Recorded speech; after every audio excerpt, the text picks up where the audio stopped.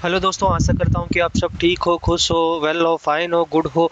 तो फिर हम इस लेक्चर में खास करके नोकिया साइबर सिक्योरिटी चैलेंज, जो कि अभी अभी न्यूज़ आया है कि नोकिया का डाटा ब्रीच हुआ है या फिर ब्रीच, बहुत ही बड़ा ब्रीच हुआ है नोकिया में। तो उसी के बारे में थोड़ा बहुत डिस्कस कर लेते हैं और इन डिटेल के साथ जो भी इंफॉर्मेशन पाया गया है डिफरेंट सोर्सेज से, उसको मैं इधर डिस्प्ले किया हूँ आपके सामने।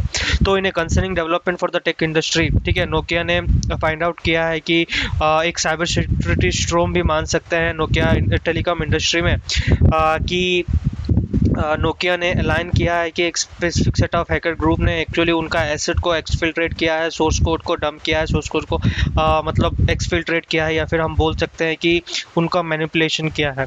तो इस इंसिडेंट के दौरान हमें ये जानने के लिए मिला है कि मेजर चैलेंज जो कि टेक्नोलॉजी सेफगार्ड करना चाहिए, उसमें उनका मतलब क्या है, वल्नरेबिलिटी, या फिर मान सकते हैं कि उनका डिफेक्ट है, कि उनको सेफगार्ड रखना चाहिए अपना इंटेलेक्चुअल प्रॉपर्टीज़ को।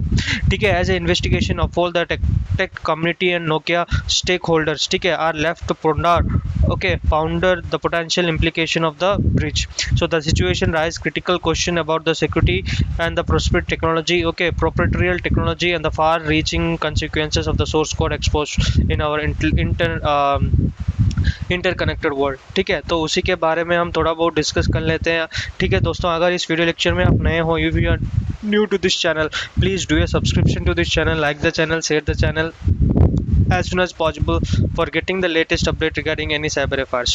तो अंडरस्टैंडिंग द अलाइन ब्रिज, तो इनिशियल क्लेम ये है कि द थ्रीट एक्टर जो कि मान सकते हैं कि इंटेल ब्रोकर क्लेम किया है कि वो सेल किया है very large collection of Nokia source code को।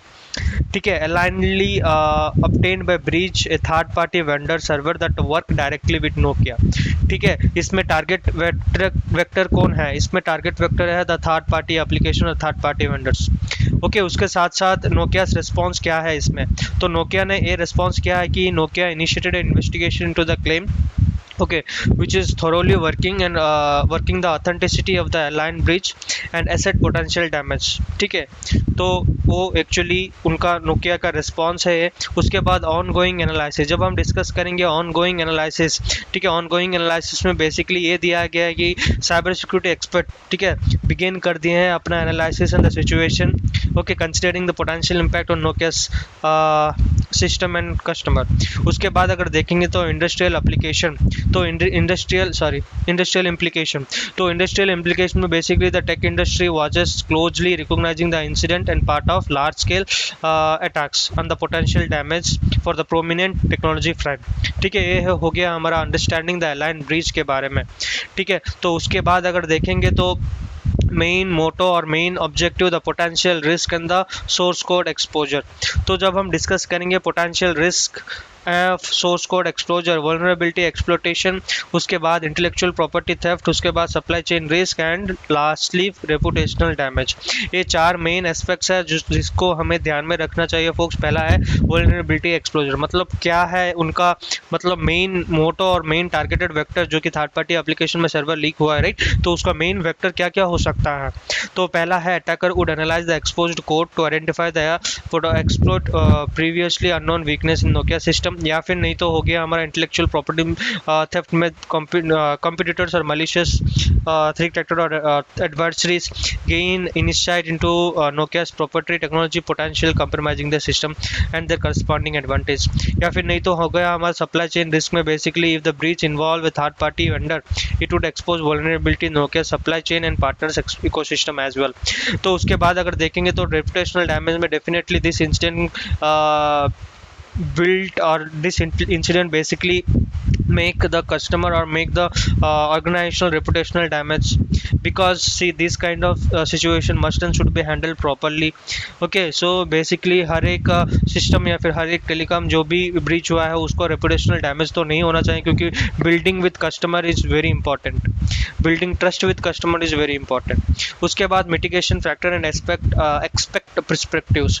तो हमें इसमें 3 का ध्यान में रखना चाहिए। पहला है code exposure, server access, layered security approach and तीसरा है इंपॉर्टेंस ऑफ कॉन्टेक्स्ट। तो expect emphasize that mere expose of the source code does not always translate server security risk. Many organization जैसे कि इंक्लूड हो गया like Microsoft have faced similar breach without significant customer impact. Layered security approach में basically जब हम discuss करेंगे, companies often implemented multi-layer of security beyond just protecting source code. This includes access control या फिर encryption and continuous monitoring and which can mitigate risk even if code is exposed. तो importance of context में जब discuss करेंगे, severity of breach largely depends on what additional sensitive information जैसे कि हो गया credential और encryption की, या फिर नहीं तो may have compromised long side code, या फिर नहीं तो without this context is challenging to access the full impact. तो the broader trend of target जब हम डिस्कस करेंगे 4 मेन पॉइंट्स, जो जैसे कि हो गया रिस्क एंड, दोस्तों इसमें खाली हम डिस्कस किए थे mitigating factor and expect perspective, क्या क्या हो सकते हैं। ओके, तो जो हम कोड एक्सपोज के बारे में थोड़ा बहुत डिस्कस किए थे, मैं इसमें पढ़ दिया था, लेकिन आपको इसमें ध्यान में रखना चाहिए कि टेक जेंट्स जैसे कि expert emphasize that mere expose of source code does not always translate the server security risk. Source code का रिस्क सर्वर सिक्योरिटी के मतलब दोनों में अंतर नहीं है, it doesn't mean. Okay, companies often implement monthly जैसे कि MFA हो गया, या फिर नहीं तो different access control, encryption keys, वो सारा continuous monitoring and mitigating risk even if source code expose is a multi layered security approach भी हम मान सकते हैं।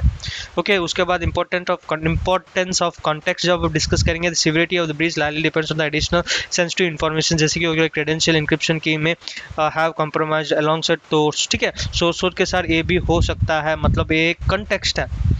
ठीक है, जो उसके बाद हम डिस्कस करते हैं the border trends of targeted attack और साइबर अटैक। पहला है राइजिंग पोटेंशियल और rising prominence of ransomware group, target of tech giant. Okay, targeting of tech giant, supply chain vulnerability, evolution of threat tactics. तो हम discuss करते हैं fourth to worst.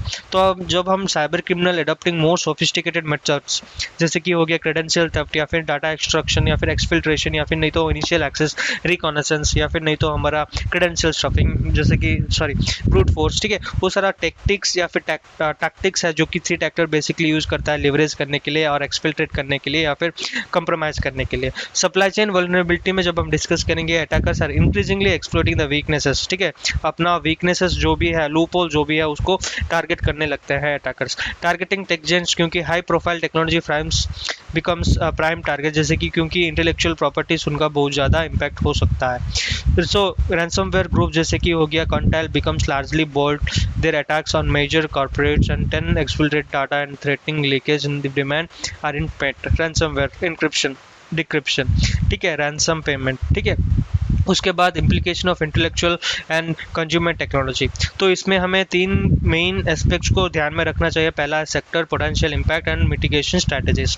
So telecommunication vulnerability, network infrastructure enhanced, okay, encryption, regular security audits telecom sector में रखना चाहिए। IT devices में जैसे कि exploit of connected consumer product, firewall updates, secure boost process. 5G network में basically हम रखना चाहिए network compromise, slicing security, AI driven threat detection, zero trust architecture, industrial control system with disruption of critical operation and air gap of network refund of the systems। ठीक है, best practices of corporate security is all about multi-layer defense। Okay, उसके साथ साथ regular security audits, employ training and vendor management. ये 4 main expect जो हम ले सकते हैं मिटिगेट करने के लिए सिक्योरिटी रिस्क को, और एक बेस्ट प्रैक्टिस भी माना जाता है हर एक इंडस्ट्री में। उसके बाद last and final slide, moving forward industry wide implication. तो पहला है कोलैबोरेटिव सिक्योरिटी इनिशिएटिव, दूसरा है regulatory security, innovation of security technology and shift in corporate priorities. ये 4 स्टेप्स लेकर हमें इंडस्ट्री वाइड इम्प्लीकेशन या फिर इंडस्ट्री वाइड कोलैबोरेशन ले सकते हैं, डिफरेंट व्यूज़ ले सकते हैं, डिफरेंट इन्वेस्टिगेशन स्ट्रैटेजीज ले सकते हैं, डिफरेंट क्या आप बोल सकते हैं, हम डिफरेंट टेस्टिंग फेजेस भी ले सकते हैं, लूप होल्स ढूंढ सकते हैं जब हम कोलैब करेंगे डिफरेंट टीम्स के साथ, डिफरेंट इंडस्ट्री वाइड इम्प्लीकेशन के साथ, या फिर कोलैब और हम बोल सकते हैं जो टेक्नोलॉजी यूज होता है, इनोवेटिव टेक्नोलॉजी यूज होता है, उसको कैसे अडॉप्ट करके उसको कैसे ट्रेन करना है, वो भी हमारा मेन इंटेंशन या फिर मेन मोटो भी हम मान सकते हैं फोक्स। ठीक है, so till then thanks for giving your precious time, thanks a lot.